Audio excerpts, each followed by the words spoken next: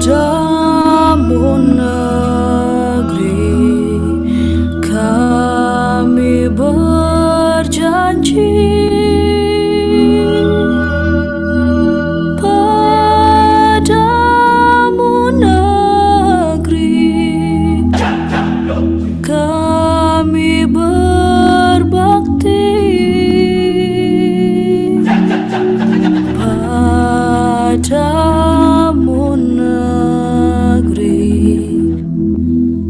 kami mengabdi, bagimu negeri jiwa raga kami.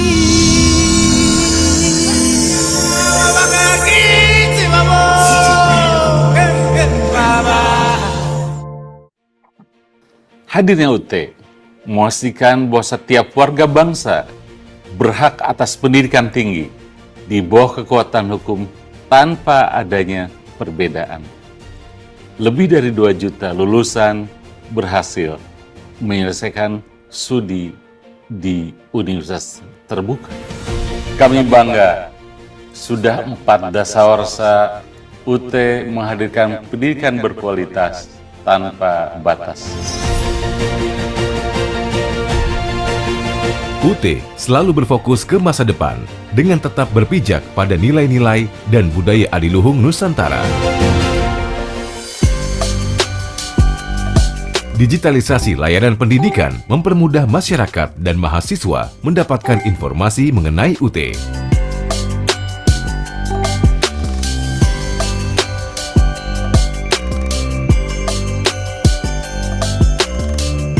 Selain tercetak, bahan ajar juga diberikan dalam bentuk digital, guna memudahkan mobilitas mahasiswa.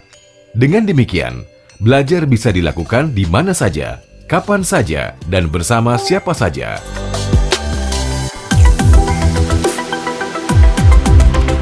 Digitalisasi pendidikan juga diformulasikan ke dalam loka pasar digital mata kuliah yang ditawarkan oleh Indonesia Cyber Education Institute atau ICE Institute. Beragam mata kuliah dari perguruan tinggi terkemuka di tanah air dan mancanegara ditawarkan secara online. Perpustakaan UT sebagai salah satu unit vital di perguruan tinggi menawarkan fasilitas digital yang memungkinkan mahasiswa, dosen, tenaga kependidikan, bahkan masyarakat umum untuk mengakses sumber pustaka secara lebih leluasa. Beragam layanan yang diberikan memastikan student engagement dapat dilaksanakan dengan better, cheaper, and faster. UT pada tahun ini mengedepankan internasionalisasi program sebagai upaya menyejajarkan UT dengan perguruan tinggi jarak jauh berkualitas di dunia. Selain menawarkan program internasional, akreditasi internasional pun dilakukan. International Trust yang tinggi akan meningkatkan kredibilitas UT dan lulusannya.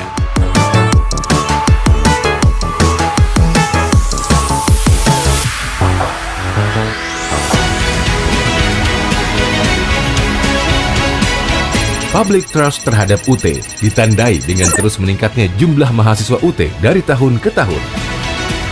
Semoga keluar dari sini makin berkah hidupnya, apa yang diinginkan tercapai, dan yang pasti ilmunya bisa bermanfaat buat semuanya. Tidak saja jumlahnya yang meningkat, komposisi mahasiswa pada saat ini didominasi oleh generasi milenial dan Gen Z.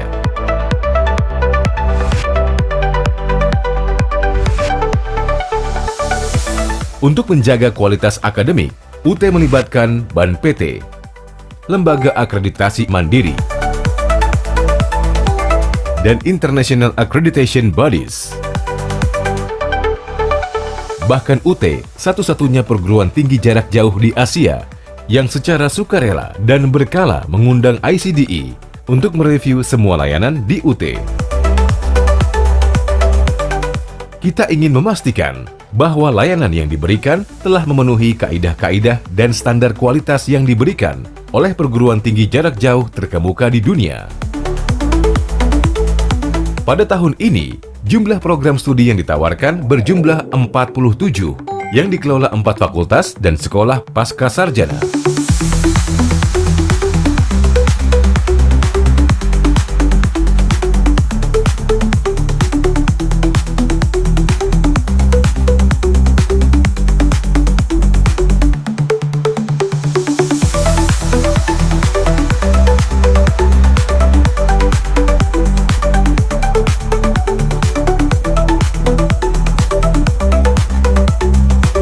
Kantor UT daerah yang tersebar di seluruh wilayah Indonesia dan di luar negeri memastikan layanan pendidikan dapat dinikmati oleh semua tanpa terkecuali, termasuk mereka yang tinggal di wilayah terpencil, terluar, dan tertinggal, serta di luar negeri.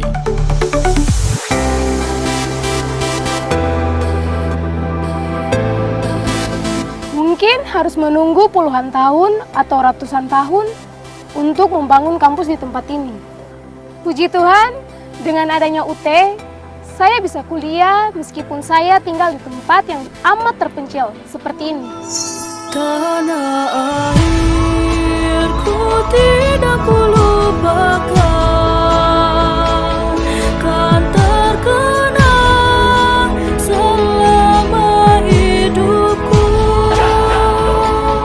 Biarpun saya pergi jauh, tidak akan hilang dari kalbu. Meskipun saya TKI di Hong Kong, saya tetap bisa kuliah di UT. Setelah jadi sarjana, saya akan pulang dan menjadi entrepreneur yang tangguh. Meskipun kaki ini jauh melangkah hingga kutub utara, saya tetap memilih belajar di kampus tercinta Universitas Terbuka. UT menyalawi. Dengan semangat 4 dasawarsa, UT hadirkan pendidikan berkualitas tanpa batas. Engkau ku banggakan.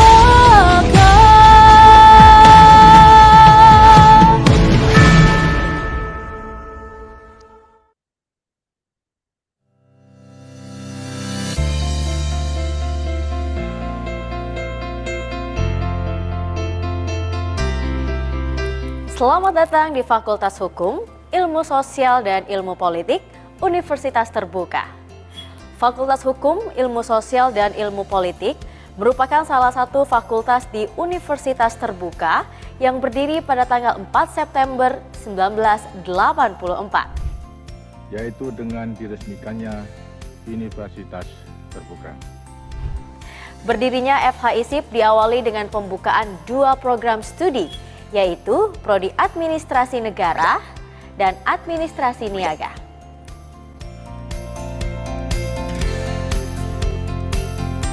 Fakultas Hukum, Ilmu Sosial dan Ilmu Politik Universitas Terbuka memiliki visi sebagai rujukan pendidikan tinggi terbuka dan jarak jauh dalam bidang ilmu hukum, ilmu sosial, humaniora, dan ilmu politik.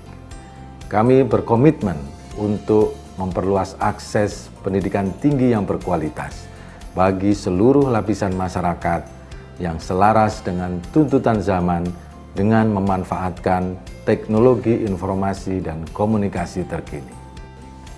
Kami memiliki 2 program studi diploma, yaitu D3 Perpajakan dan D4 Kearsipan, serta 8 program studi sarjana antara lain Administrasi Publik, Administrasi Bisnis, Hukum, Ilmu Pemerintahan, Ilmu Komunikasi, Ilmu Perpustakaan, Sosiologi, dan Sastra Inggris, di mana seluruh program studi sudah terakreditasi oleh BAN PT dengan peringkat A dan B. Untuk menghasilkan lulusan yang kompeten, berkarakter, berdaya saing, dan berwawasan global, program studi di FHISIP menerapkan kurikulum berbasis capaian pembelajaran atau Outcome Based Education atau OBE di bidang hukum, ilmu sosial, humaniora, dan ilmu politik. Penerapan kurikulum OBE ini menitikberatkan pada capaian pembelajaran yang kontekstual sesuai perkembangan zaman. Kurikulum OBE menyelaraskan implementasi pendidikan dengan kebutuhan profesional melalui model pembelajaran problem-based learning. Penyelarasan tersebut diantaranya dicapai melalui program magang dan praktik yang relevan untuk meningkatkan pengalaman profesional mahasiswa di dunia kerja. Kami berkomitmen mengedepankan layanan pendidikan tinggi berkualitas dan inovatif dengan berbagai modus layanan pembelajaran. Kami terus berinovasi untuk memperluas pengalaman belajar mahasiswa dengan penggunaan berbagai teknologi terkini, seperti virtual reality, VR Library Automated Circulation System, VR 300 and Business Communication, VR Legal Proceeding, VR Emote Card. Inilah pendidikan masa depan yang kami hadirkan. Saat ini FHISIP UT melayani lebih dari 200.000 mahasiswa yang tersebar di seluruh Indonesia dan mancanegara. Jumlah tersebut semakin meningkat dari tahun ke tahun yang menunjukkan usaha kami dalam memperluas aksesibilitas pendidikan tinggi berkualitas di Indonesia. Penyelenggaraan pendidikan jarak jauh di UT memenuhi standar kualitas internasional berdasarkan tinjauan kualitas yang dilakukan oleh The International Council for Open and Distance Education atau ICDE dan terstandar manajemen ISO 9001-2 2015 bidang manajemen pendidikan jarak jauh atau MPJJ. Selain itu, kami menyediakan fasilitas yang modern dan sumber daya yang mendukung untuk proses pembelajaran dan riset. Kami bekerja sama dengan berbagai asosiasi di seluruh dunia seperti Asian Association of Open Universities atau AAOU, Erasmus, dan OU5 yang beranggotakan 5 perguruan tinggi terbuka dan jarak jauh di Asia Tenggara. Kami memiliki tim sumber daya manusia yang kompeten dan profesional. Dosen-dosen berpengalaman kami siap memberikan bimbingan yang berkualitas kepada mahasiswa kami dalam perjalanan pendidikan mereka. Mereka adalah para pakar dan ahli di bidang masing-masing yang sepenuhnya berkomitmen untuk membantu menggali potensi penuh setiap mahasiswa. Kami juga mendorong kreativitas, inovasi, dan kolaborasi mahasiswa dalam proses pembelajaran, penelitian, dan pengabdian untuk mendapatkan pengalaman praktis yang bernilai. Di sini mahasiswa akan merasakan atmosfer inklusif yang mendorong diskusi, refleksi, dan pemecahan masalah lintas disiplin ilmu guna mendukung pengembangan kemampuan berpikir kritis dan problem solving.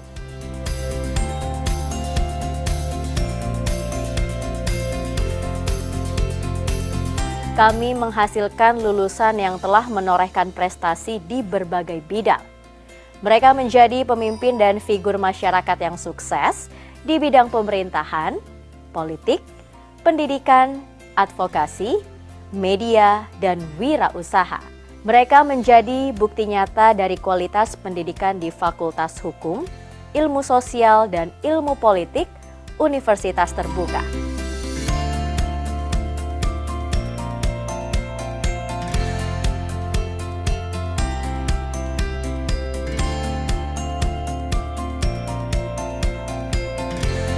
Mari raih kesuksesan Anda dengan bergabung di Fakultas Hukum, Ilmu Sosial, dan Ilmu Politik Universitas Terbuka.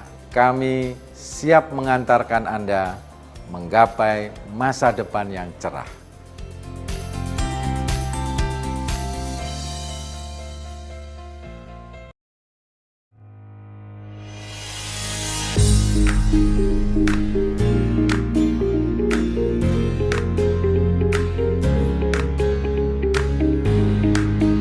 As a pioneer and innovator in distance education, Universitas Terbuka operates through 39 regional offices spread across Indonesia, along with one center for overseas student management. With the flexible learning systems that can be accessed anytime and anywhere, Universitas Terbuka reaches out to all layers of society, regardless of age, educational background, or profession, enabling them to pursue higher education.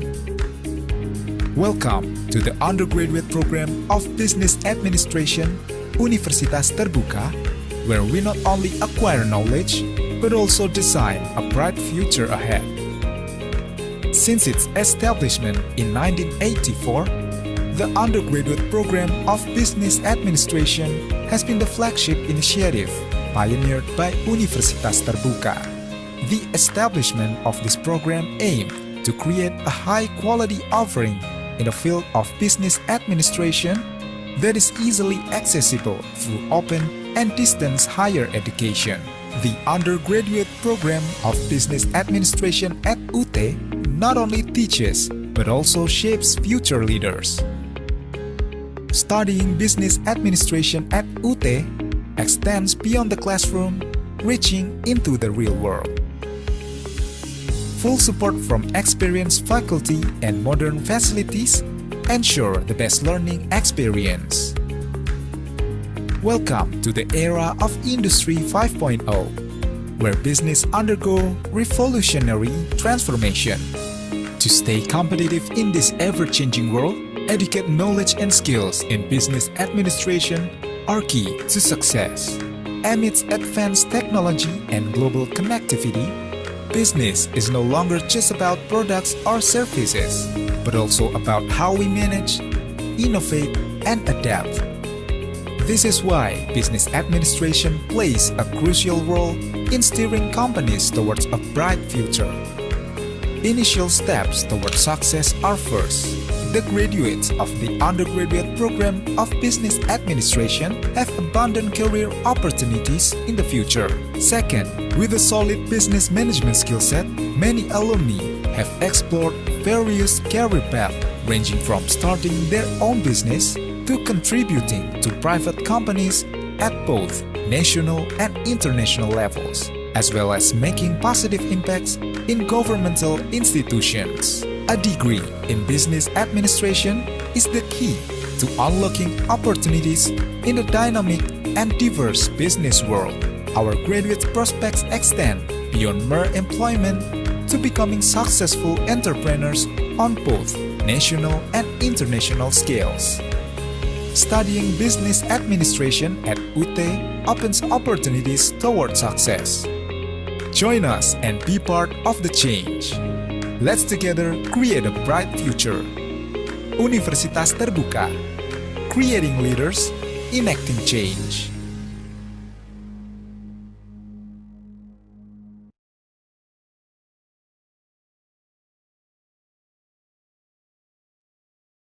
Assalamualaikum warahmatullahi wabarakatuh. Selamat siang, salam sejahtera bagi kita semuanya. Om Swastiastu, Namo Buddhaya, dan salam kebajikan. Yang terhormat Bapak Setio Kuncoro SSMA selaku Ketua Program Studi Administrasi Bisnis pada ISIP UT. Yang kami hormati Bapak dan Ibu dosen Program Studi Administrasi Bisnis ISIP UT, dan juga teman-teman mahasiswa yang telah hadir yang sangat-sangat kami banggakan. Pertama-tama mari kita ucapkan syukur kepada Allah Subhanahu wa taala atas segala rahmat dan karunia-Nya. Alhamdulillah kita masih bisa diberi kesehatan dan rezeki sehingga bisa berkumpul dalam acara buka mata Adbis UT yang bertema kurikulum dan RPL. Semoga acara ini membawa banyak manfaat dan keberkahan bagi kita semua. Baik teman-teman mahasiswa yang kami hormati, acara akan dimulai. Perkenalkan, saya Dwi Rahmawati akan memandu jalannya acara hari ini. Untuk membuka acara, mari kita bersama-sama memulai dengan sambutan dan juga pembukaan materi mengenai kurikulum oleh Bapak Setio Kuncoro SSMA. Tapi sebelumnya saya mau mengingatkan kepada teman-teman yang memiliki pertanyaan, bisa disampaikan melalui kolom chat atau raise hand nanti pada saat sesi tanya jawab. Setelah semua sesi narasumber berakhir. Baik, kepada Bapak Kuncoro, kami persilakan. Oke, terima kasih Bu Dwi. Suasana terdengar? Betul, Pak. Oke, siap. Oke, Mas Fuad, Assalamualaikum warahmatullahi wabarakatuh. Selamat siang. Ini senang sekali ya. Ini di tahun 2025 ini perdana kita ketemu via Zoom ya. Nah, ini juga ada kabar baik nih tanggal 8 nanti teman-teman ADBI yang di Jakarta juga minta eh, buka puasa bersama ini. Nanti semoga teman-teman yang lain ada ya di Bandung juga komunitasnya sangat besar untuk yang teman-teman ADBI. Semoga teman-teman yang lain yang di kota-kota yang lain kompak ya membentuk WA group. Silakan udah ada pertornya tentang Ornawa ya, organisasi mahasiswaan. Silakan teman-teman yang di kota masing-masing membentuk grup. Nanti hubungi UT terdekat. Misalkan Anda di Jogja, silakan ke kantor di Jogja, daftarkan bahwa Anda akan ikut bergabung di Ornawa. Nah, nanti akan ada kegiatan-kegiatan yang dibiayai oleh UT ya. Semoga ini dimanfaatkan dengan baik, silakan. Oke, agenda kali ini ya, ini kurikulum baru dan LPL. Nah, teman-teman, ini kenapa kami mengusung kurikulum baru? Karena memang semester depan ini kurikulum baru itu akan segera digulirkan, bukan hanya di prodi administrasi bisnis, tapi semua prodi di UT ini akan mengubah program kurikulum baru. Sebentar, saya break sebentar.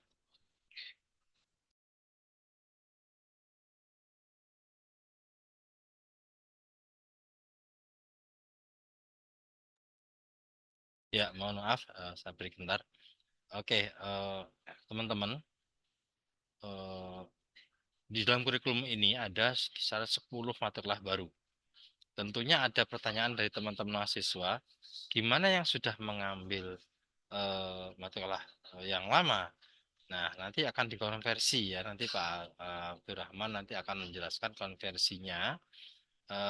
Pak Abdurrahman ditampilkan yang eh, lama dulu. Yang lama dulu ada nggak yang bisa ditampilkan? Ada Pak. Ya, Sebentar. silakan. Nah, kemudian sambil kita menunggu nanti ada RPL. RPL ini ada jalur lain untuk masuk menjadi mahasiswa UT, di mana RPL adalah reaksi pembelajaran lampau, di mana teman-teman yang sudah pernah menempuh kuliah di program studi IPT lain bisa diakui SKS-nya di UT itu nanti melalui program RPL. Nanti akan dijelaskan oleh Bu Sarah. Nah, ini teman-teman, ini ada di kurikulum yang lama ya. Visi misinya kalian sudah baca tentunya ya. Visinya menjadi program studi yang berkualitas dalam bidang administrasi bisnis yang mudah diakses melalui PTJJ.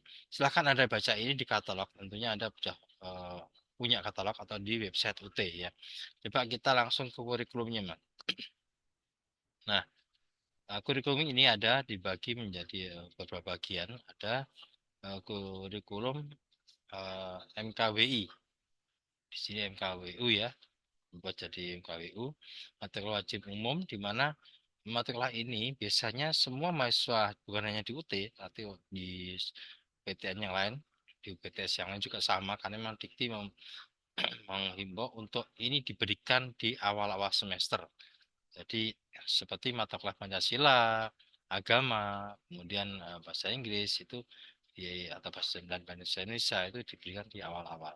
Kemudian nanti akan di berikutnya geser Mas, itu akan ada di semester kedua itu mata-mata dasar.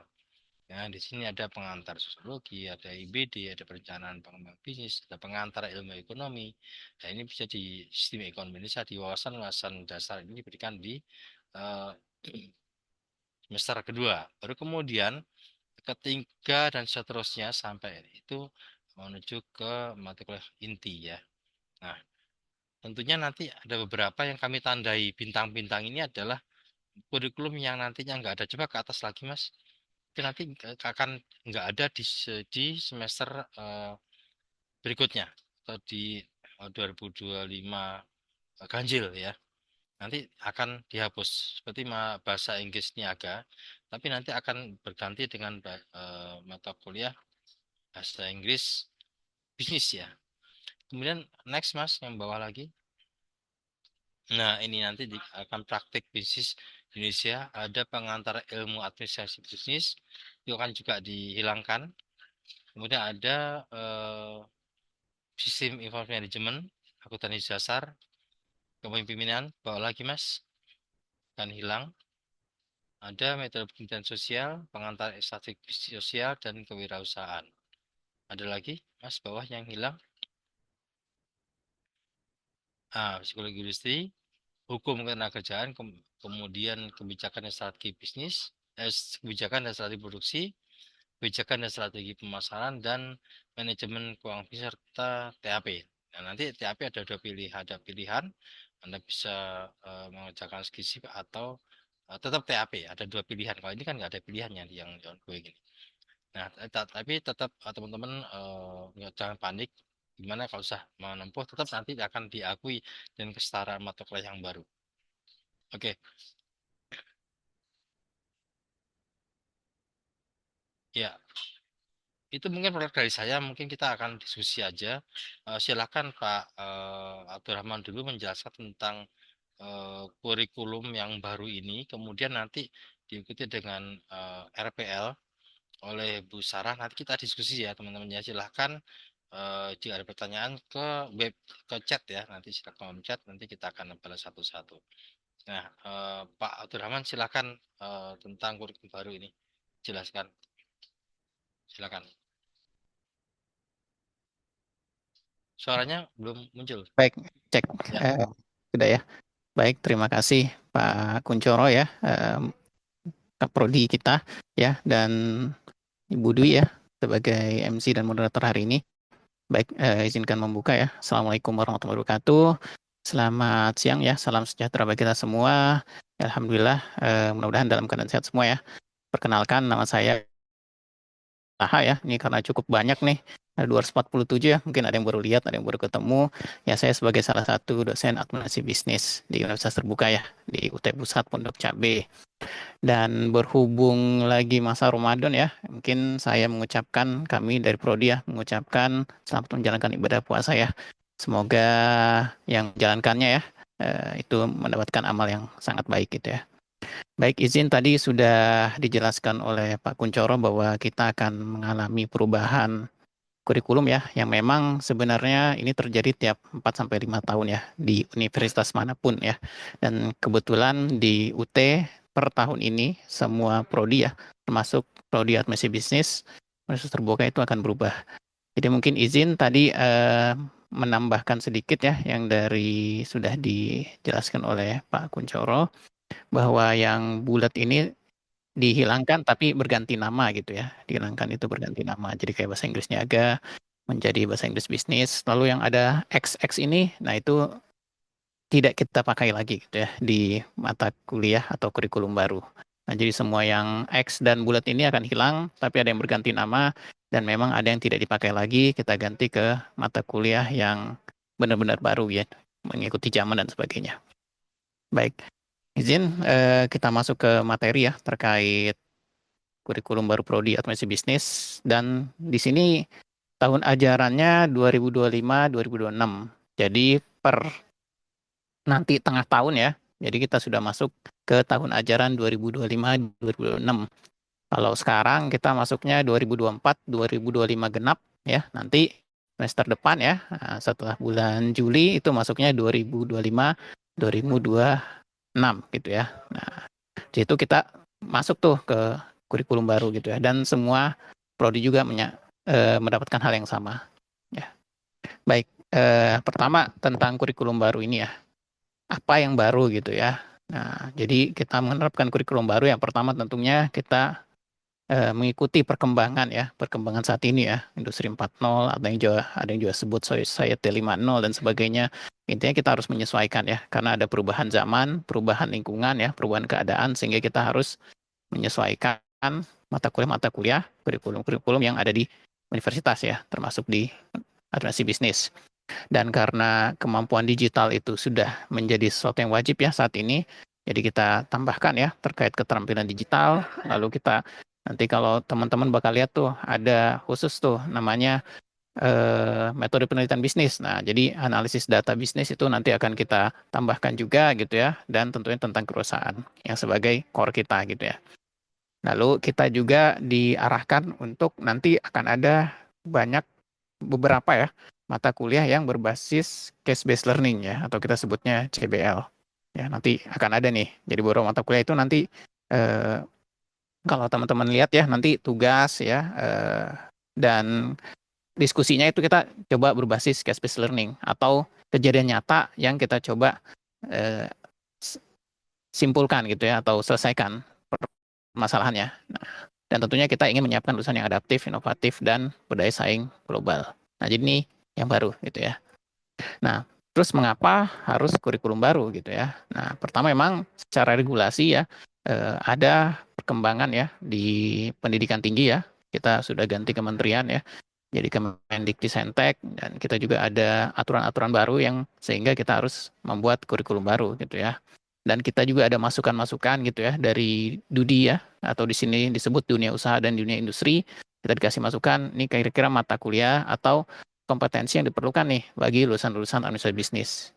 Nah, tentunya dari dua ini kita harapannya bisa meningkatkan daya saing lulusan kita di dunia kerja ya, dunia usaha dan dunia industri. Lalu yang dipersiapkan mahasiswa sebaiknya apa dengan kurikulum baru ini? Nah, pertama tentu karena ada perubahan ya. Jadi rekan-rekan di sini, Bapak Ibu ya, akang-akang, teteh-teteh, mas-mas, mbak-mbak harus cek nih kira-kira yang berubah apa aja gitu ya. Nah, nanti boleh dicek yang sudah mungkin semester 4, nanti kan berarti semester 5 ada yang berubah tuh. Nah, nggak pakai katalog lama ya. Nah, mohon nanti dicermati kira-kira yang berubah apa aja. Nah, nanti kan ada case based learning, berarti belajarnya itu nanti akan ada juga nih sedikit perubahan.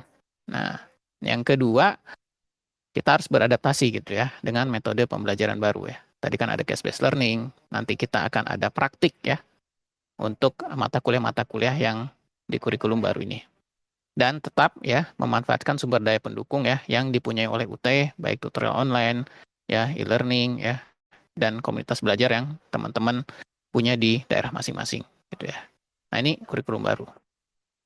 Nah, lalu ada beberapa pertanyaan ya yang mungkin nanti sebelum ditanya ya, mungkin kita jelaskan terlebih dahulu kapan kurikulum baru digunakan. Tadi sudah dijelaskan, kita akan gunakan pada tahun ajaran 2025-2026 ganjil atau semester depan ya. Mudah-mudahan tidak ada halangan dan bisa diimplementasikan di semester depan. Jadi kurikulum ini semester ini teman-teman udah mulai, nanti April ya sudah mulai tuton ya, nanti akan ada ujian. Nah, nanti semester depannya sudah masuk ke kurikulum baru. Nah, yang kedua, apa aja yang berubah? Ya, karena namanya kurikulum baru ya, berarti ada yang baru, ada yang berubah. Yang tentunya tadi sudah dijelaskan Pak Kuncoro ya, Pak Kaprodi, ada mata kuliah baru. Ya, dan mata kuliah yang beberapa ada yang tidak kita pakai, ada yang berubah nama, dan ada yang baru. Tentunya karena ada mata kuliah baru, berarti kode mata kuliah pun baru. Kalau biasanya kan, kalau teman-teman buka katalog ya, atau baca ini, pasti ADBI 44 berapa. Gitu. Nanti berubah nih, bukan ADBI lagi kodenya. Nah, karena ada mata kuliah baru, ada kode baru, otomatis bahan ajarnya ada yang baru, gitu ya. Jadi tidak semuanya baru ya, dari 40 mata kuliah semua baru, tidak. Tapi ada yang baru, ada yang tetap masih yang lama. Dan metode belajar kita ditambah jadi case base ya, tadi yang case base jadi berbasis kasus dan berpraktik. Nanti akan ada, karena ini sudah menjadi arahan ya, itu harus ada case base dan berpraktik. Selanjutnya, struktur kurikulum tadi sempat dijelaskan Pak Kuncoro juga bahwa ada mata kuliah universitas yang wajib ya. Nah, nanti kalau di kurikulum baru, kodenya itu MK ya, depannya MK, MKWI, MKWU, dan sebagai MKKI ya. Apa yang MK itu berarti dipakai di satu universitas. Jadi misalnya bahasa Indonesia, antara prodi, misalnya teknologi pangan ya, pendidikan bahasa Indonesia sama administrasi bisnis tuh ya sama gitu ya. Kalau kodenya MK ya. Nah, lalu ada mata kuliah khususan prodi. Nah, kita pakainya sekarang bukan ADBI lagi. Bukan ADBI, kita ganti FSAB ya. Fakultas FISIP ya, AB-nya administrasi bisnis. Nah, jadi apa-apa yang pakai FSAB, nanti di katalog baru ya, atau di kurikulum baru, itu berarti mata kuliah yang dikelola oleh prodi gitu ya. Nah, Nanti ada mata kuliah bersama ya, yang kita ambil dari eh, fakultas lain atau dari prodi lain. Nah, itu biasanya kodenya selain FSAB, berarti MK ya, MKKI, MKU, ataupun kode-kode yang di luar FSAB. Ya. Nah, lalu biasanya yang ketiga, terus mata kuliah sebelumnya bagaimana yang hilang gitu kan, atau yang ganti nama, atau yang ya apalah, misalnya dapatnya nilainya pengen di-upgrade dan sebagainya gitu ya. Nah, kita sudah membuat ya, jadi sudah dirancang selama 1 tahun, itu terkait penyetaraan. Jadi teman-teman yang tadinya bahasa Inggris, niaganya misalnya A, nah nanti langsung berubah tuh di mata kuliah baru namanya ganti ya, bahasa Inggris bisnis jadi A. Ya. Tapi kalau kayak logika gimana Pak? Logika kan nggak dipakai lagi, misalnya tadi ada logika ya, nah nanti kita konversi ke mata kuliah barunya. Nah, jadi sudah ada ya tabel konversinya. Jadi teman-teman tenang saja ya.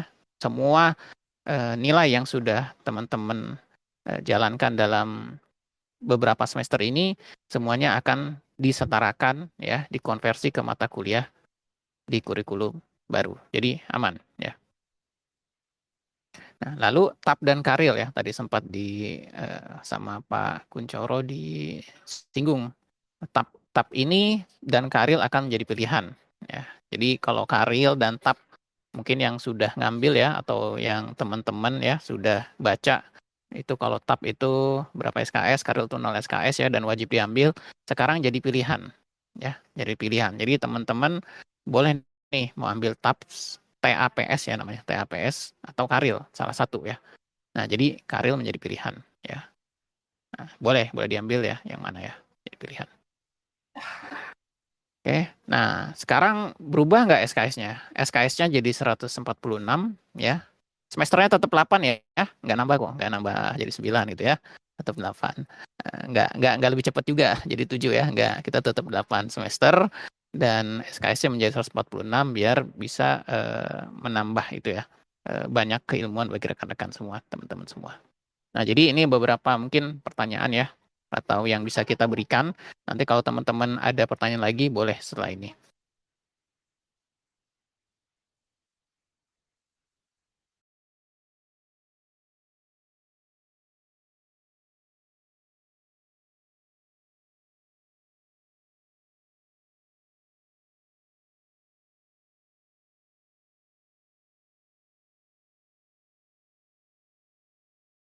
Oke, mohon maaf, ternyata PPT-nya hilang. Jadi ini ya, mungkin saya ulang ya, kurikulum digunakan itu 2005-2006, mata kuliah yang berubah atau yang baru apa saja, ini ya, teman-teman bisa cek di sini ya. Terus struktur kurikulum baru, status mata kuliah sebelumnya ya, yang akan kita konversi, dan TAP dan Karil jadi pilihan, dan total semester ada 8 semester dan total 146 SKS.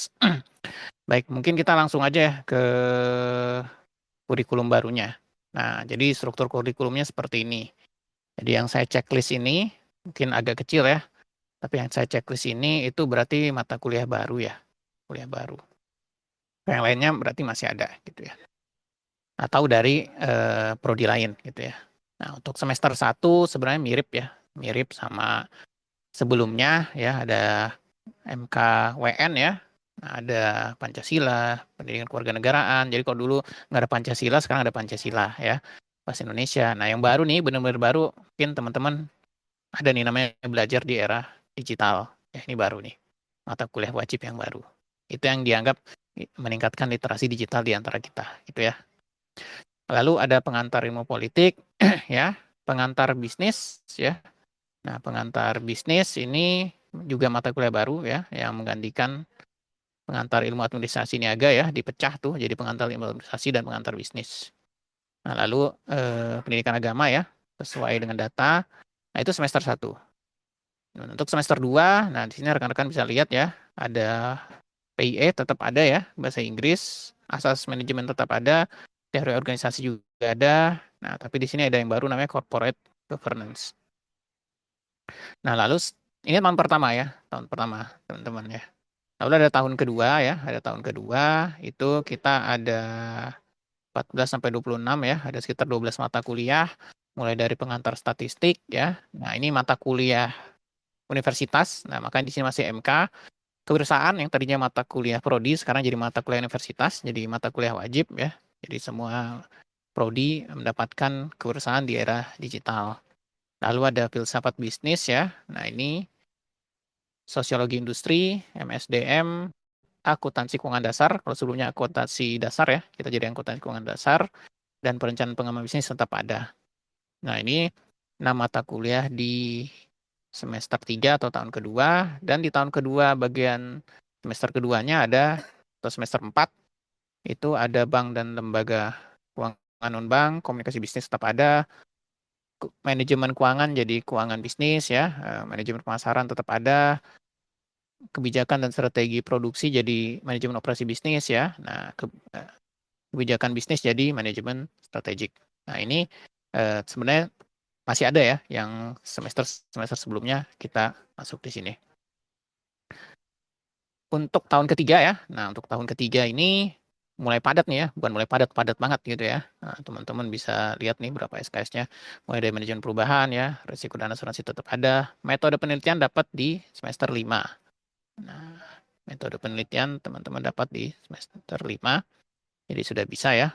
Lalu ekonomi bisnis, sistem bisnis Indonesia yang sebelumnya namanya praktik bisnis di Indonesia. Lalu ada permodalan bisnis yang baru dan etika dan hukum bisnis. Nah, ini yang hukum ketenaga kerjaan ya, pengantar ilmu hukum. Nah, ini pindah ke sini semua. Di semester 6, nah ini teman-teman dapat 1, 2, 3, 4, 5, 6, 7. Nah, di sini ada mulai mata kuliah pilihan. Nah, jadi ada bisnis internasional, dapat lagi metode penelitian bisnis. Nah, karena salah satu tadi ya di depan bahwa kita ada peningkatan kemampuan analisis data bisnis. Jadi sini ada metode penelitian bisnis. Lalu sini ada mata kuliah pilihan wajib.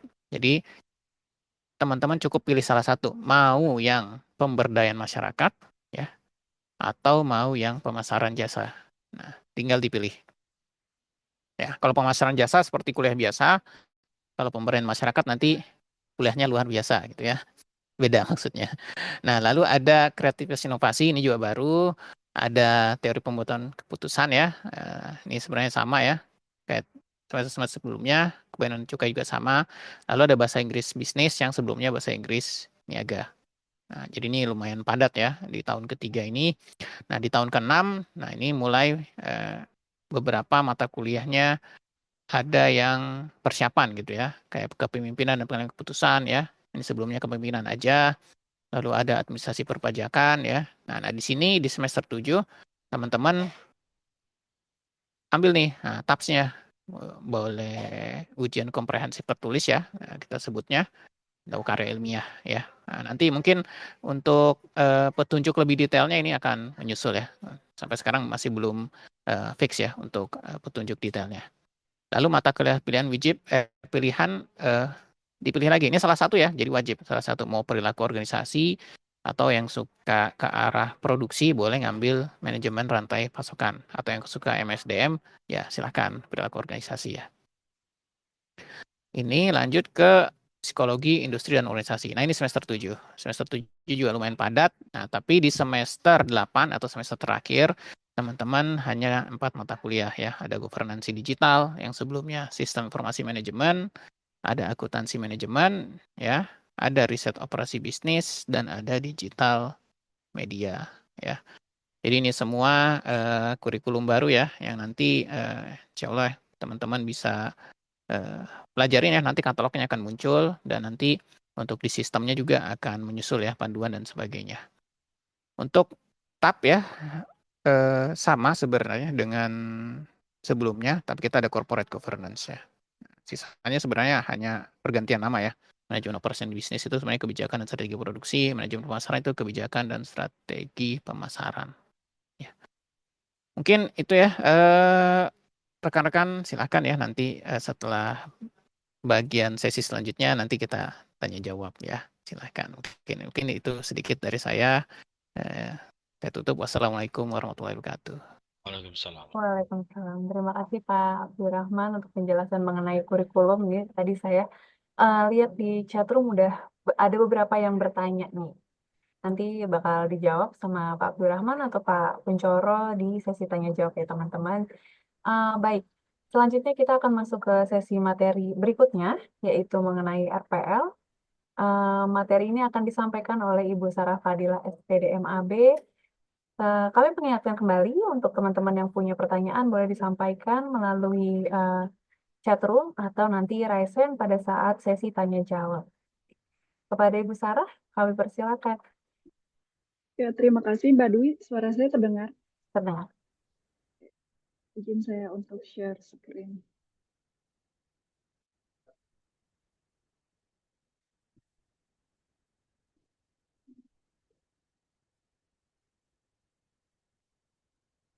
Apa sudah terlihat PPT-nya?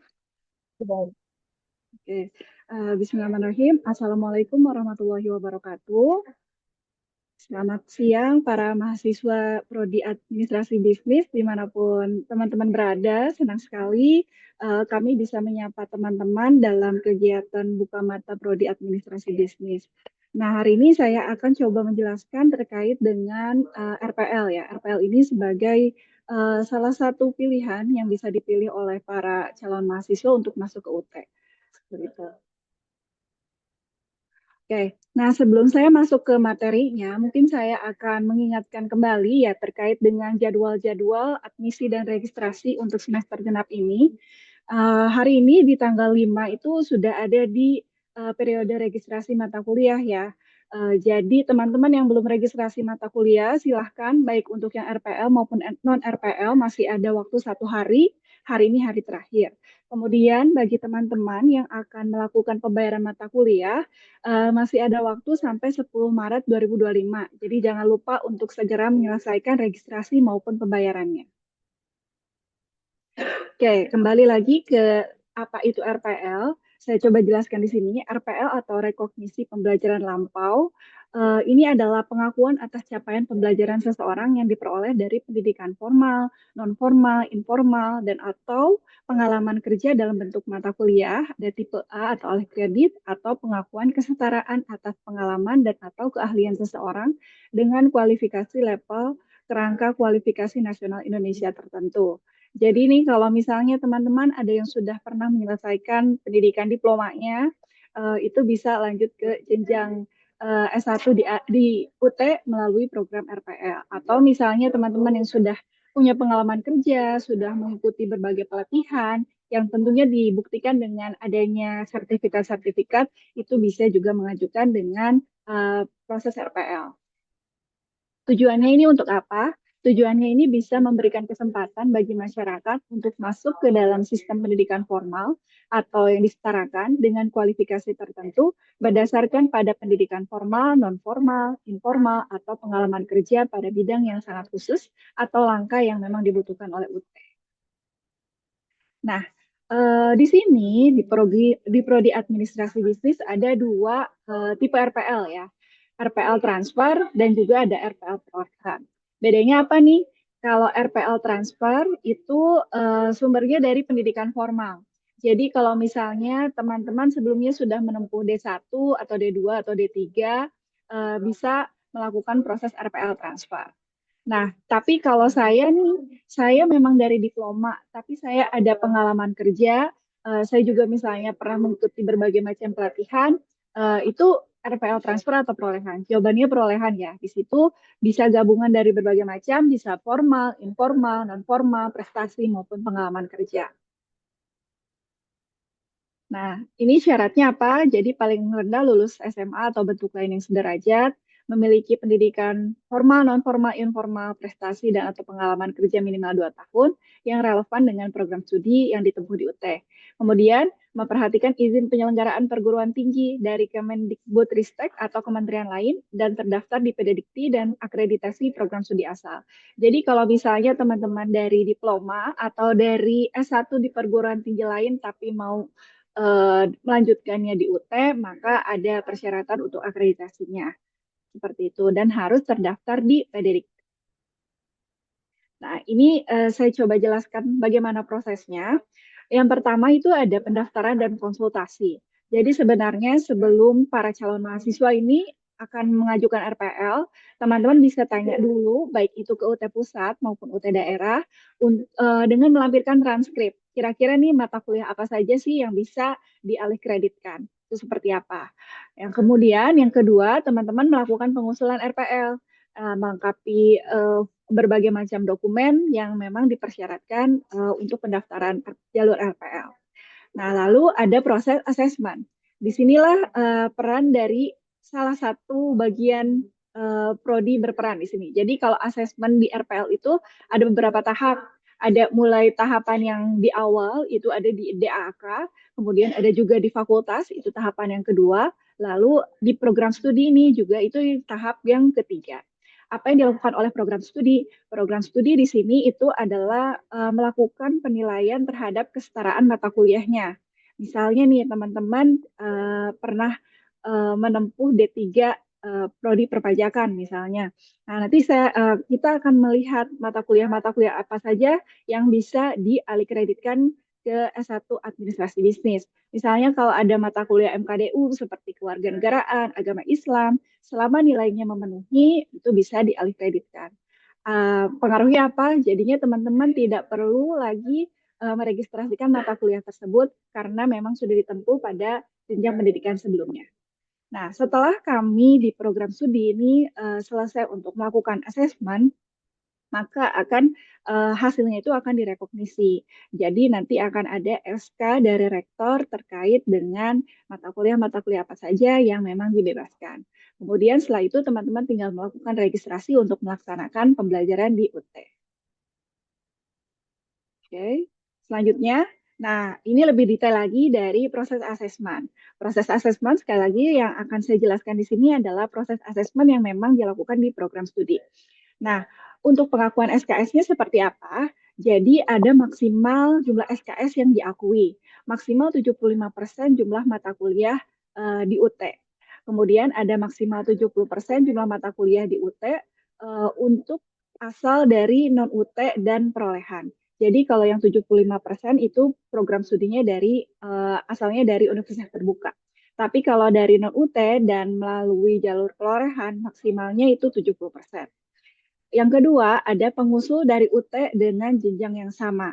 Nah, misalnya ada mahasiswa yang dari UT tapi program studinya yang lain, misalnya dari ilmu hukum mau pindah ke ilmu administrasi bisnis. Nah, ini syaratnya memiliki pengalaman kerja yang relevan. Jika prodinya sama, misalnya dari ADBI juga, nilai yang dialihkan itu minimalnya B. Tapi kalau misalnya dari program studi yang berbeda, maka nilai minimalnya itu adalah C. Kemudian, jika pengusul dari UT ke UT namun jenjang yang berbeda, misalnya dari D3 perpajakan mau ke S1 administrasi bisnis, maka nilai minimalnya yang bisa dialihkan adalah C. Kemudian, kalau misalnya saya dari kampus lain nih, misalnya dari STAN atau kampus-kampus yang lainnya, maka mata kuliah yang dapat dialihkan adalah dengan nilai minimal B. Kemudian untuk RPL perolehan, nilai mata kuliah RPL perolehan berdasarkan asesmen program studi. Tentu dengan melihat bukti-bukti yang mendukungnya. Oke, nah ini kurang lebih prosesnya. Sebentar ya. Jadi inilah yang kami lakukan. Kita melihat dulu untuk capaian pembelajaran yang diperoleh dari pendidikan formalnya itu seperti apa. Kita melihat juga ekivalensinya. Jadi kadang-kadang misalnya ada mata kuliah metode penelitian. Nah, misalnya di kampus asal metode penelitiannya itu hanya 2 SKS, sementara di UT metode penelitiannya itu 3 SKS. Nah, maka akan dilihat lagi akan ada penyesuaian nilai karena SKS-nya berbeda. Misalnya di PT asal nilainya A, karena di sini 3 SKS, misalnya jadi A-. Kemudian nanti kita akan melakukan evaluasi, lalu jika sudah selesai ada transfer satuan kredit semester, lalu ada penetapan daftar mata kuliah yang direkognisi. Nah, untuk yang jalur RPL perolehan juga kurang lebih sama. Kalau misalnya gabungan, kita akan melihat transkripnya. Tapi kalau misalnya ada dari pengalaman kerja, kita melihat dari buktinya sahih atau tidak. Kemudian kita juga melihat kalau ada pelatihan-pelatihan. Nah, ini yang paling sering ditemui, itu diharapkan pelatihannya itu yang mencantumkan jam pelajaran dan juga nilainya ya, karena itu akan lebih mudah untuk dilakukan assessment.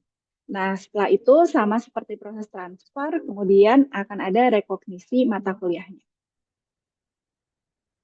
Oke, nah ini ada beberapa catatan yang mungkin disampaikan. Untuk mata kuliah pendukung TAP tidak dapat dialihkreditkan. Jadi misalnya meskipun teman-teman di jenjang sebelumnya pernah menempuh atau mengambil mata kuliah manajemen sumber daya manusia, misalnya itu tidak dapat dialihkan karena itu adalah mata kuliah yang wajib untuk ditempuh di UT. Nah, di kurikulum baru tadi disebutkan ada 5 mata kuliah ya, ada MSDM, ada pemasaran, keuangan, produksi, dan juga corporate governance. Jadi kalau misalnya teman-teman mahasiswa ada yang menempuh mata kuliah tersebut sebelumnya, itu tetap tidak bisa dialihkan ke UT. Kemudian untuk RPL perolehan nih sering teman-teman masih kurang buktinya ya yang valid. Misalnya untuk pelatihan tidak ada JP maupun nilai, atau kadang-kadang ada juga mahasiswa yang pernah menempuh diplomanya ada D1, ada D3, sementara transkrip yang dilampirkannya hanya D3. Padahal dia juga menempuh D1. Mungkin ada mata kuliah yang bisa dialihkan. Jadi diharapkan untuk RPL ini dokumennya selengkap-lengkapnya dan harus valid ya. Oke, mungkin itu saja dari saya. Saya kembalikan ke Mbak Dwi. Terima kasih. Baik, terima kasih Bu Sarah atas materinya yang sangat-sangat informatif ya teman-teman. Semoga mendapatkan pencerahan. Tadi juga saya baca ada yang bertanya nih mengenai RPL. Baik teman-teman, sebelum kita masuk ke sesi tanya jawab, izinkan saya untuk mendokumentasikan kegiatan kita pada hari ini. Jadi saya mohon untuk teman-teman yang belum dibuka kameranya, open kamera untuk diaktifkan kameranya. Ini mungkin ada lumayan banyak ya. Pak Iman? Oke. Oke. Tolong ditahan pulse-nya ya, teman-teman.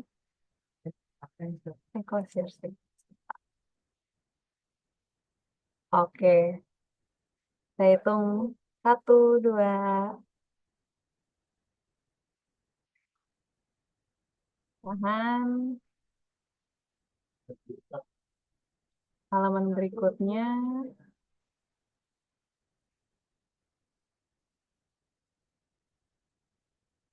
Kita tahan ya teman-teman ya. Oke, baik. Terima kasih. Baik teman-teman, kita akan lanjut ke sesi berikutnya, yaitu sesi tanya jawab. Ini sudah ada beberapa pertanyaan yang dijawab oleh Pak Abdurrahman tadi ya. Tapi sepertinya mungkin ada beberapa pertanyaan ini yang awal-awal tadi dari Kak Ria Fionola. Pak, permisi mau tanya, kalau misalnya mau ngulang mata kuliah yang kurang, tapi mata kuliahnya sudah ditiadakan itu, bagaimana cara mengulangnya ya Pak? Mungkin bisa dijelaskan kembali oleh Pak Iman atau Pak Kuncoro? Ya, untuk mata kuliah yang pengganti, silakan dipilih yang ada. Jadi yang ada nanti di situ yang mana silakan dipilih mata kuliah kurikulum baru ya yang sudah ada. Silakan sesuaikan saja dengan kurikulum baru. Baik. Ya. Terima Mungkin kasih. nambahin dikit ya. Boleh. Jadi misalnya mata kuliahnya logika lah gitu ya, logika nggak ada, udah nggak ada lagi. Nah nanti misalnya belum lulus mata kuliah logika itu kan akan dikonversi nilainya ya. Nah nanti silakan teman-teman, berarti nanti ada mata kuliah yang belum lulus itu bisa diambil. Seperti itu ya. Ya, perhatikan jam ujiannya ya. Kalau mau ganti, perhatikan jam ujiannya jangan sampai bentrok. Oke, baik. Terima kasih. Ini sudah ada yang resen juga Bapak Ibu. Ada Mas Hauzani, silakan boleh di-unmute. Izin, terima kasih atas waktunya, Bapak Ibu yang terhormat. Saya dan Pak Kopi. Izin, saya kan mahasiswa sebenarnya udah semester akhir nih, semester 8. Besok April itu rencananya yudisium. Cuman IPK saya itu kurang, target saya itu 3,30. Cuman kemarin 2,98. Nah, itu kan ini kan saya udah meregistrasikan pelajaran baru. Cuman kan dari selain itu kan saya di pekerjaan juga sebagai administrasi dan saya punya beberapa sertifikat seperti di BNSP, terus dari RMI itu yang CPFR itulah. Itu kalau tadi saya lihat RPL itu kan bisa untuk menambah nilai ya Pak. Nah itu saya tuh bingung ini enaknya saya lanjut atau udah selesai tapi nilai-nilai yang udah saya tempuh ini bisa diakui itu bisa nggak Pak ya? Seperti itu. Nah, kalau saya menempuh yang baru ini otomatis sudah saya mundur dan kurikulumnya baru juga yang saya ulangkan juga tidak ada itu udah terhapus udah mata pelajarannya nggak ada. Izin kebijaksanaan ya Pak. Terima kasih. Assalamualaikum warahmatullahi wabarakatuh. Oke, jadi gini ya, RPL itu berlaku hanya di awal. Di awal ketika mendaftar. Kok dulu boleh, tapi mulai semester kemarin itu berlaku hanya di awal. Jadi pengakuan-pengakuan itu hanya di ketika jadi mahasiswa baru. Ketika sudah berjalan itu RPL tidak bisa. Nah, untuk pengganti mata kuliah, saya sarankan mengambil yang ada aja sekarang ini karena katakan masih tahun semester depan ya pengganti yang tahun kurba ini kurikulum baru yang kurikulum lama masih ongoing masih semester ini masih berjalan jadi silakan kalau mau memperbaiki nilai ambil nggak apa-apa ya untuk mengingat kembali teman-teman ini hari ini terakhir ya registrasi mata kuliah ya untuk pembayaran masih sampai tanggal 10 tapi untuk registrasi ini terakhir sekarang boleh ditambahkan Mbak Sarah atau Pak Iman silakan. Sudah cukup, Pak. Baik, mungkin ini ya. Terima kasih Mas Hauzani ya manggilnya. Ya, intinya Mas Hauzani tenang aja ya, maksimalkan aja semester ini. Nanti semua nilai Mas Hauzani ya, misalnya mau ngambil lagi ya semester depan di kurikulum baru, itu akan semuanya dilakukan kesetaraan. Jadi semua dari semester 1 sampai 8 akan kita setarain ke semua mata kuliah baru di kurikulum baru. Jadi misalnya udah 148 ya nanti jadinya 148 lagi. Cuman mungkin nilainya misalnya yang tadinya sebelumnya kayak tadi ya logika nanti kita masukin ke manajemen perubahan misalnya. Nah seperti itulah. Jadi semua nilai pokoknya itu tidak ada yang hilang. Itu semua nilai akan kita pindahkan ya ini buat semua teman-teman juga. Jadi jangan khawatir nilai yang sudah diambil di semester-semester sebelumnya itu nggak akan hilang. Akan kita pindahkan ke kurikulum baru semua. Seperti itu mungkin. Berarti sertifikasi terkait yang dikeluarkan oleh BNSP sama Kemenaker juga nggak bisa dipakai ya Pak untuk menunjang Ya. penambahan nilainya itu. Sesuai arah informasi dari Pak Kuncoro ya. Jadi kalau untuk RPL itu hanya bisa sekarang di awal kuliah. Nah, jadi kalau sudah di tengah-tengah kuliah ini tidak bisa difasilitasi lagi. Ya, terima kasih Pak.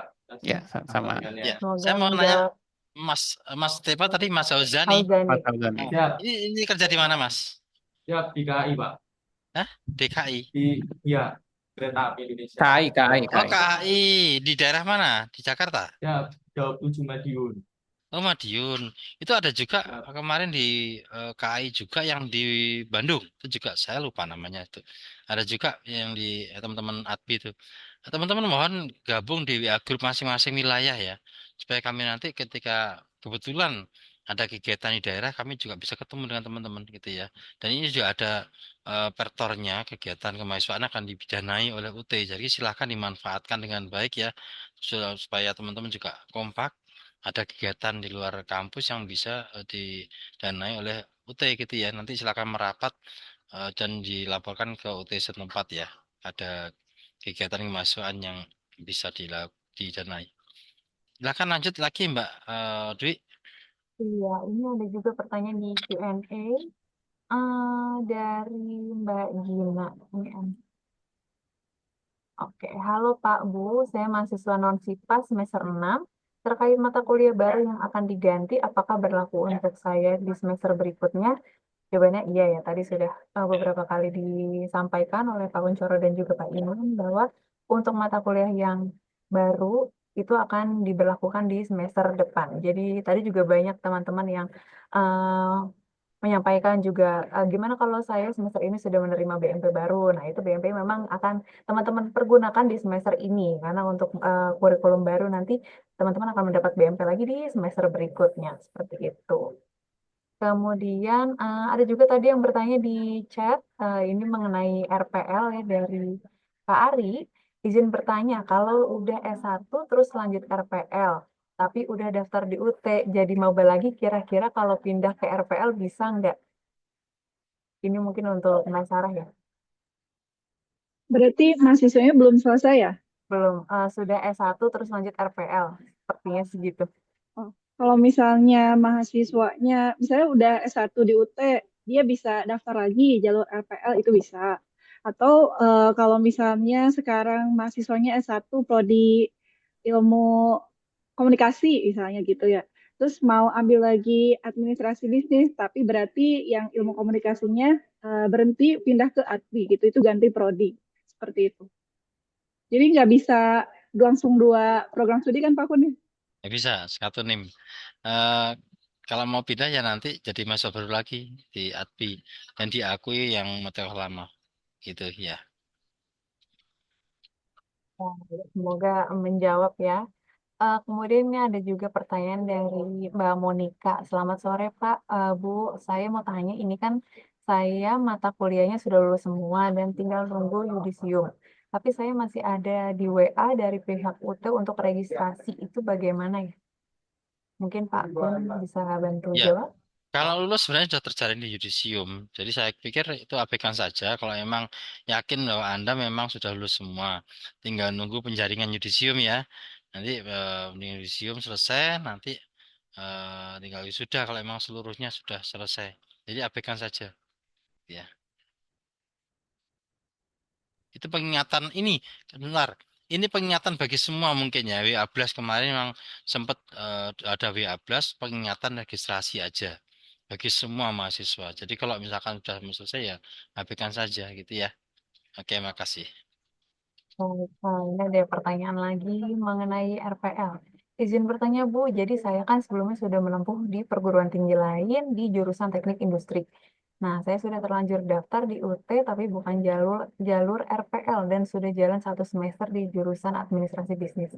Kalau saya mengajukan RPL itu kira-kira bisa nggak ya? Seperti tadi udah disampaikan Pak Kuncoro ya, RPL itu hanya sekali di awal semester. Jadi kalau misalnya udah jalan, itu udah nggak bisa lagi di proses RPL-nya. Ya, semester ini udah lewat ya Mbak Isara ya.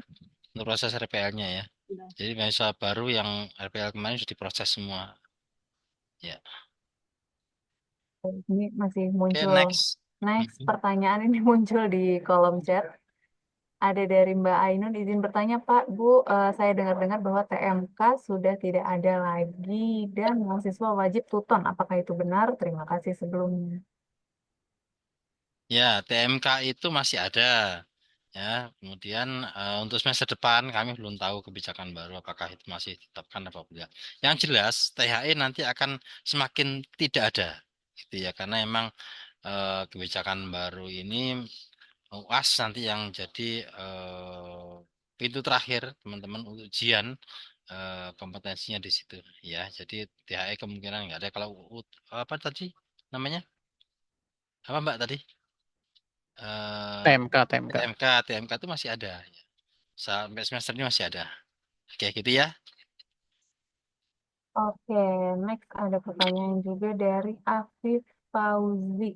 Mohon info mengenai RPL. Sebelumnya saya mahasiswa UT Prodi Hukum. Lalu karena permasalahan administrasi kantor bisa diakui izin belajarnya kalau jadi mahasiswa baru dulu.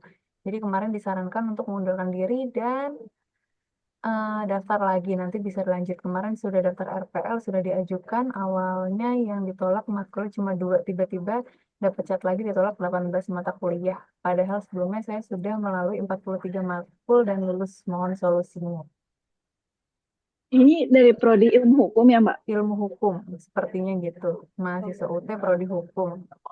Oh, kalau mungkin dari prosesnya memang udah sesuai seperti itu ya, tapi untuk penolakan ya bisa dilihat di aplikasinya ya, karena biasanya memang sudah ada keterangan ditolaknya kenapa.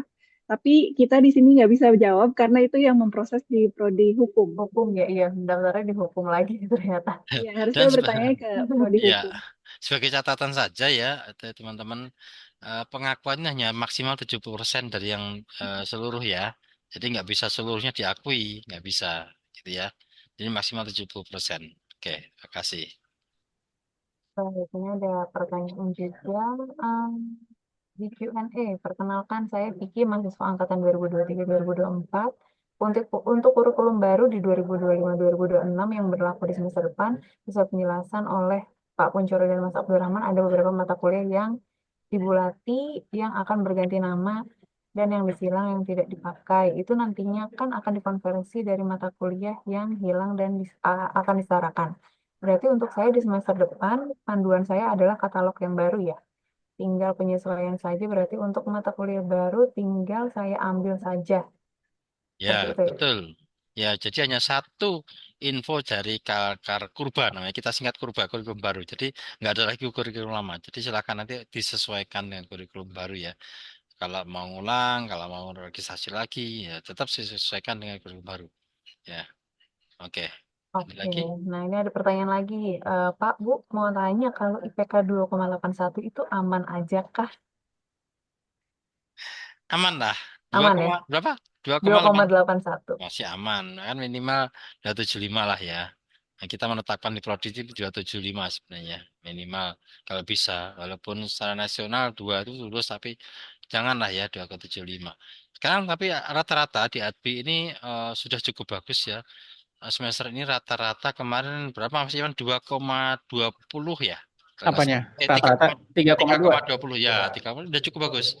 Ini trennya meningkat terus ya di ADBI ini. Perlu diketahui teman-teman bahwa ADBI ini sekarang dari top 10 di prodi UT, jadi yang paling diminati ya. Jadi kemarin itu mahasiswanya meraih 21.700 ya. Kalau melihat pergerakan sampai detik ini, masih ada teman-teman lama ini yang belum registrasi kisaran 5.000. Ya, jadi saya himbau teman-teman silakan registrasi. Mumpung belum lewat, kalau besok sudah nggak bisa. Ya, ini hari terakhir. Tapi pembayaran masih bisa sampai tanggal 10. Gitu ya. Dan banyak pertanyaan tadi di chat yang menanyakan tentang join group ya. Mohon teman-teman silahkan dibikin di masing-masing wilayah ya. Saya harapkan di masing wilayah supaya koordinasinya enak. Kalau secara nasional terlalu banyak ya. Bandung kemarin aja sudah ratusan yang bergabung. Ya silakan lanjut Mbak. Next, ini ada pertanyaan dari Mbak Silvana. Izin bertanya, Pak, Bu, kalau jadwal ujian bentrok itu gimana ya? Ini mungkin yang non-sipas kan, mahasiswa. Mungkin boleh bantu dijawab, Pak Pun. Ya, kalau bentar ya nggak bisa. Emang di ujiannya nanti nggak bisa dua-duanya jalan gitu. Jadi harus pilih salah satu, dikalahkan salah satu. Ya, kalau pas itu sudah pasti nggak akan bentrok karena memang dibentuk paket-paket supaya nggak bentrok. Tapi kalau nasi harus perhatikan jam ujiannya. Gitu ya. Oke, makasih. Karus izin bertanya, ini untuk semester pertama tidak bisa registrasi. Registrasi. Kenapa itu? Nggak Iya, bisanya kenapa? iya, makanya mungkin bisa diperjelas Detailnya, lagi ya, detailnya detailnya gimana? seperti apa. Nah, kemudian ada lagi, Ibu izin bertanya, saya Trisna, UT LLN, Prodi Adbis, mau tanya, mau S2 ke Skotlandia, kira-kira minta surat rekomendasi ke siapa? Oh bisa, langsung ke Prodi. Nanti Iya, boleh. ya nanti kami dari dekan langsung memberikan rekomendasi. Banyak Atau, yang minta kemarin. iya, Ya. dari Pak pun juga seringnya Ya. mahasiswa-mahasiswa atau alumni yang Oh ya, minta surat Mas rekomendasi. kasih emailnya ini, emailnya apa Prodi, namanya? Prodi email Prodi. atau email kemahasiswaan FISIP. Ya, silahkan dikirim ke situ. Oke, izin bertanya untuk TAPS dan Karyo itu harus memilih salah satu. Ini sebenarnya mungkin Pak pun boleh dijelaskan Ya, sekilas ini untuk TAPS ya, karena ya, modusnya kan banyak ya. ya, jadi nanti kurban nanti itu kalau sekarang TAP Anda menempuh, kemudian karir juga walaupun karir itu non SKS tapi tetap ditempuh. Nanti karir atau TAP judulnya. Jadi harus milih salah satu. Ya, nah, nanti judulnya bukan TAP lagi, tapi UKT, ujian komunikasi tertulis. Jadi itu nanti pilihan ya. Lebih enak sebenarnya. Ya ada pilihan. Kalau nggak mau ribet, silakan TAP juga boleh. Kalau senangnya karir ya silakan pilih karir gitu ya. Jadi kasih pilihan. Silakan next Mbak. Oke, next. Ini kayaknya agak sedikit keluh kesah dari mahasiswa. Katanya saya sering mengerjakan tuton sebelumnya, tapi dari dosen mengapa sering tidak dinilai ya Pak, Bu? Padahal saya mengerjakannya tepat waktu. Bagaimana ya, mohon untuk ketegasannya. Langsung lapor ke prodi kalau memang ada yang tidak respon ya silahkan segera ya jangan tunda-tunda karena kami juga melakukan evaluasi setiap semesternya tutor mana yang tidak kompeten kami akan ganti ya, jadi kami mohon kerjasama teman-teman mahasiswa jangan sampai Anda sudah berusaha payah kemudian nggak ada respon silahkan lapor ke kami ya. Kasih emailnya Mbak, email Oh prodi. ya udah, sudah. Nah, kasih email prodi, silahkan Anda nanti ke situ, ya. Atau kalau ada GA Group nomor saya silahkan dimasukkan, nggak masalah. Ya, sudah biasa nanti lapor japri ke saya juga boleh, silahkan. Oke, ini ada pertanyaan lagi. Untuk saat ini saya sudah mengambil sebagian mata kuliah pendukung TAP, tetapi sekarang mata kuliah pendukungnya berbeda. Jadinya nanti bagaimana ya? Katalog terbaru API apakah sudah bisa diakses? Saya perlu informasi mata kuliah apa saja yang berubah atau dikonversi nanti. Sekarang belum, semester depan baru berubah. Nah, teman-teman masih sekarang masih yang lama, ya. Jadi masih tab yang lama, gitu ya. Oke, ini Banyak ada masih yang, depan. iya, ada yang raisen juga mungkin Mbak Ya itu, Sasa, Mbak Sasa. apakah mau ini langsung bertanya? Halo Ibu, Bapak, selamat, Iya, Ya, Waalaikumsalam warahmatullahi wabarakatuh. selamat siang ya kalau di Indonesia ya Pak, iya Bu. sih. oh, ini di mana Mbak Sasa? Saya di Turki Pak, Istanbul. Waduh, Oke. jauh bener, alhamdulillah. Iya, Silakan, Mbak Sasa. Bapak Ibu ini izin bertanya Bu, gini.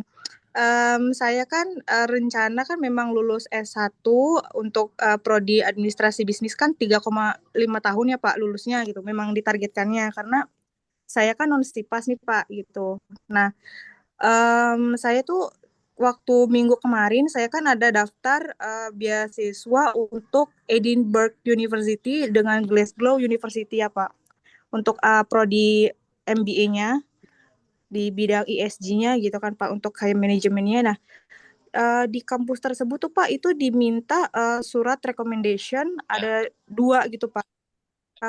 Yang saya kurang ngertinya tuh Pak itu surat recommendation academic-nya itu for kampusnya atau dari UT-nya atau dari prodi yang saya kuliah atau gimana Pak? Kurang ngerti gitu. Ya, oke, itu saja. Ya itu yang pertama. Terus yang kedua nih Pak, saya kan planning wisuda mungkin di kedutaan ya Pak gitu karena untuk di pusat kan tiket pesawat lumayan mahal nih Pak 30 juta gitu. Itu untuk ijazahnya sendiri gitu itu standby nggak Pak? Soalnya mau ngejar loa dulu gitu.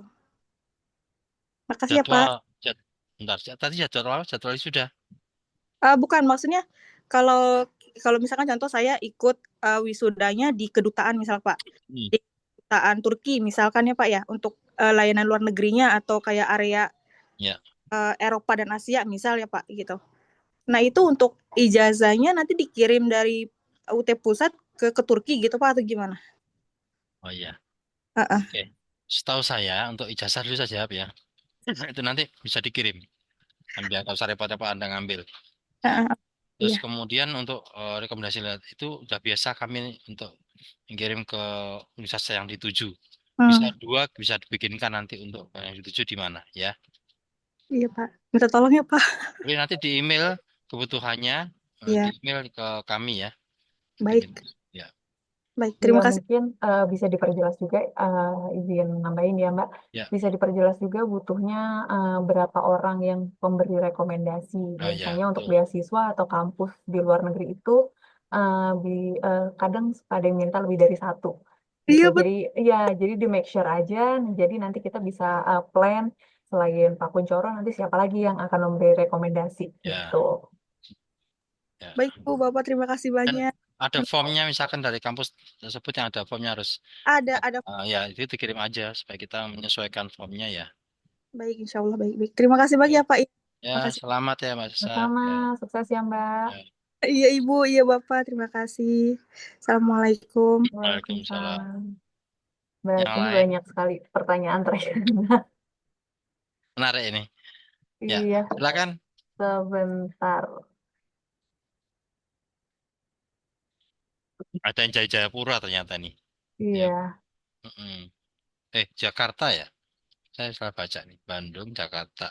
Nah, ini ada pertanyaan Pak dari Mbak Deswita. Izin bertanya Bapak Ibu, apakah mahasiswa non-SIPAS boleh bebas memilih mata kuliah di semester 1? Karena saya di semester 1 sudah terlanjur memilih mata kuliah yang sedikit berbeda dengan yang seharusnya. Apakah di semester 2 akan bermasalah? Jalur SIPAS apa non-SIPAS? Non-SIPAS. Non-SIPAS mah bebas. Bebas ya? Bebas. Asal yang perhatikan jam ujiannya, jangan sampai bentrok itu aja. Bebas Anda mau ngambil yang parah, yang berat dulu atau yang ringan dulu silahkan. Sesuai Hmm. dengan seleranya. Iya, yang penting yang diperhatikan itu adalah jam ujiannya, Ya. jangan sampai bentrok. Ya. Seperti itu. Ada lagi. Kemudian ada pertanyaan lagi. Kalau misalnya mata kuliah yang bentrok itu terlanjur telah diregistrasi dan bayar, itu kan nanti tidak bisa ujian bersamaan. Apakah dialihkan ujiannya atau gimana, Pak? Ya, yang sudah terlanjur, kalau memungkinkan, digugurkan masih mungkin dalam waktu ring yang masih oke, silahkan. Tapi kalau terlewat ya nggak bisa. Misalkan ini mungkin masih bisa ya sampai tanggal 10 ini kan masih ada waktu ya sebelum bayaran. Nah ini masih bisa mungkin ya untuk hubungi UT terdekat silakan di guguran 1 ganti. Tapi kalau udah lewat ya nggak bisa. Ya, oke, silakan. Oke, nah ini beberapa sudah dijawab juga. Izin bertanya, saya non-SIPAS semester 3. Setiap registrasi, aduh, mana nih? Setiap regis mengikuti di LKAM, sedangkan semester depan sudah masuk kurikulum baru. Apakah nanti mata kuliah yang baru yang belum ada di LKM terdaftar sendiri? Mungkin ini secara teknis ya teman-teman. Sepertinya saya baca di chatnya tuh bertanya mengenai teknis nanti dari mata kuliah lama ke mata kuliah baru itu konversinya seperti apa? Mungkin boleh bantu dijawab. Mas Iman bisa ditampilkan nggak yang kesetaraannya sekilas? Nanti kalau A menjadi Oh iya, apa aja. bentar. Ya. Lagi jawab chat. Kesetaraan ya. Ya. Ya, teman-teman ya, tadi form ya sama rekomendasi boleh. Ini saya catat-catat jadi buat catatan teman-teman juga. Oke, untuk kesetaraan ini rekan-rekan ya, mungkin sekilas, tapi ini yang kita ajukan ya ke bagian akademik. Jadi kayak Pancasila, nanti ilmu sosial budaya dasar, pendidikan kewarganegaraan, pendidikan kenegaraan, belajar di era digital dari mana. Nah, itu sudah kita semua yang mata kuliah kurikulum lama sudah kita atur buat disetarakan ke kurikulum baru. Jadi ini gambarannya ya. Jadi ini yang bentuk Excel yang kita ajukan ke bagian akademik. Nah, jadi nanti teman-teman tinggal tunggu aja ya hasil konversinya seperti apa. Jadi mata kuliahnya bukan hanya buat kurikulum lama, maksudnya kurikulum sekarang, tapi kurikulum lebih lama lagi juga ada. Karena masih ada mahasiswa kita yang 10 tahun lalu ya, 15 tahun lalu masih aktif. Jadi tetap juga mata kuliah yang lebih lama, kurikulum lama pun lebih lama lagi tetap kita akomodir untuk dikonversi ke mata kuliah di kurikulum baru. Nah ini gambarannya seperti ini teman-teman.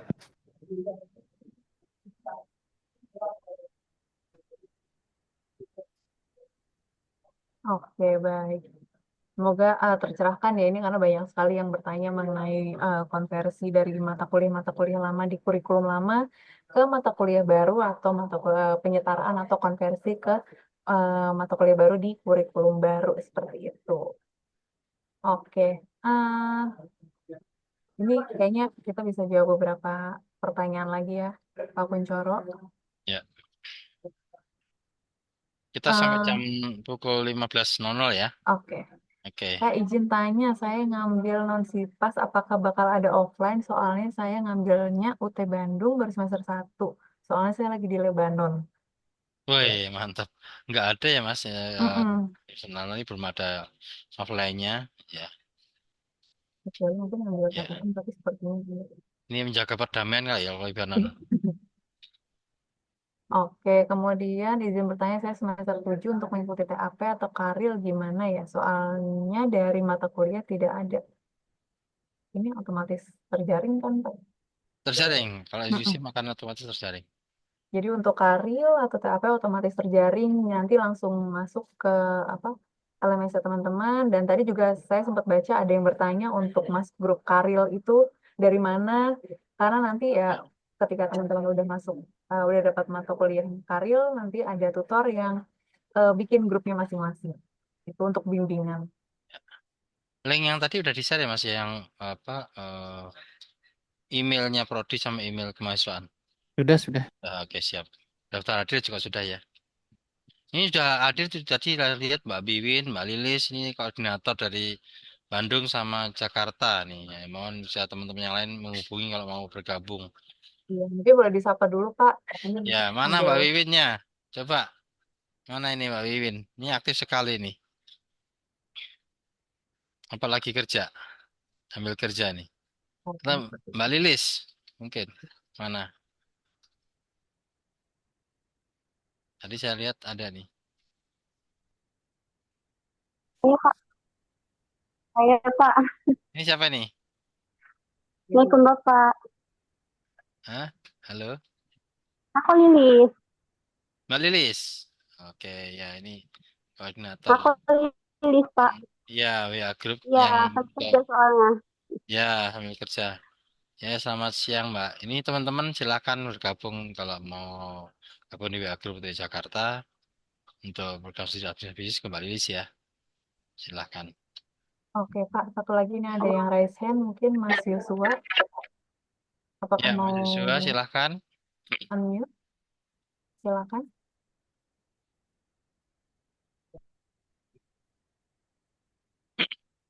Halo. Oh, di unmute dari sini. Oh, udah. Oke. Halo. Izin Bu, izin iya, Pak, silakan. Ya, mau bertanya Pak, Berapa lama efektif kuliah? berapa lama apanya Pak, efektif kuliahnya Pak? Padahal saya masih mahasiswa baru Pak. oh, masih baru. Ya. Ya, S1 normalnya emang 8 semester ya. Jadi 4 tahun itu normalnya. Ya. Kalau DO-nya Pak? Kenapa? Kalau DO-nya Oh, Pak berapa tahun Pak? kalau di UT itu tidak ada ya. Jadi kita fleksibel. Nah, jadi ya. Oh, ah, iya Pak. Oh, makasih Pak ya. ya sama-sama.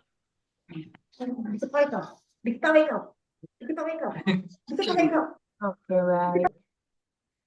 Teman-teman, ini sepertinya yang di chat sudah beberapa dijawab juga ya oleh Pak Iman. Saya cek lagi.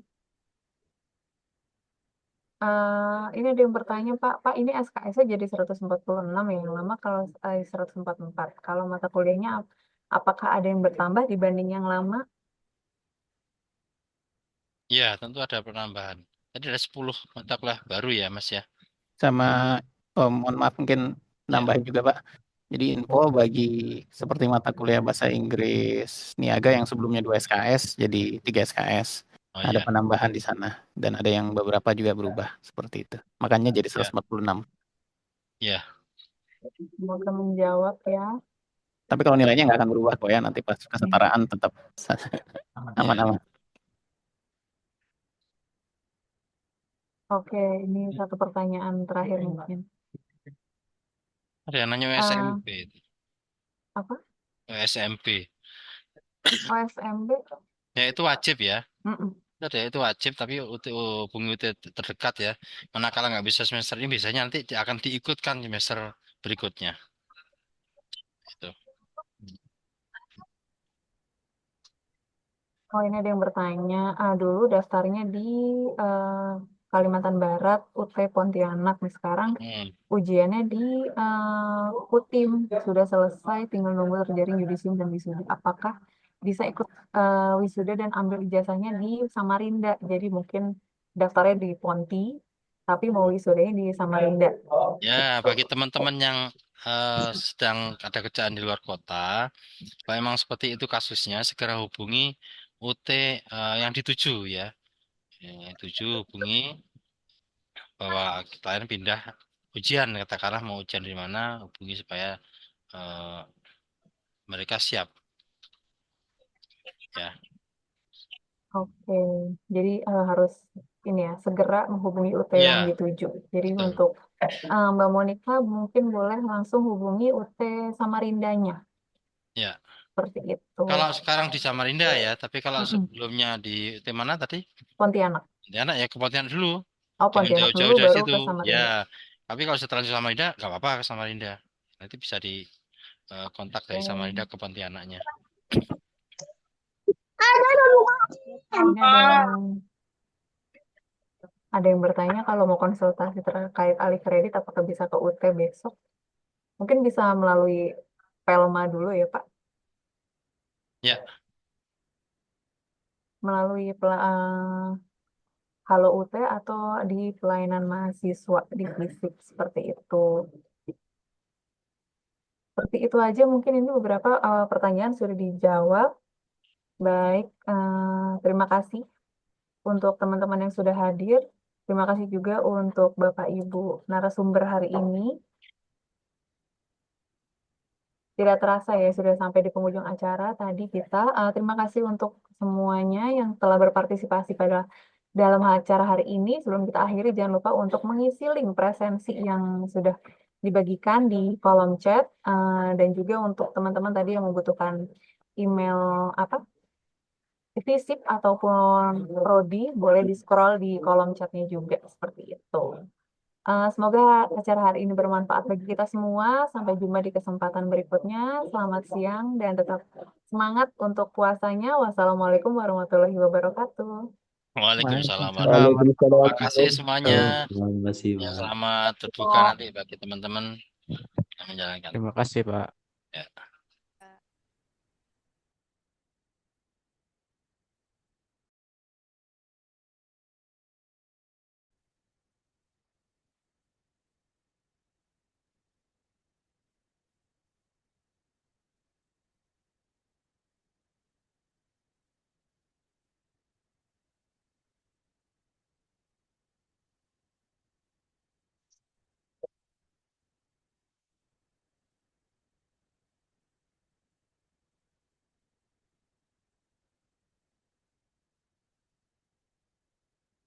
I am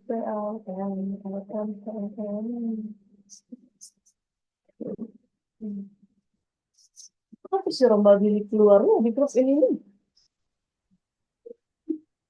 Dia terus ada kedalam ini banyak tak terbayar. Dan siapa terima terus teman adminnya siang dapat hadir rekomendasi silakan. Itu di Bali.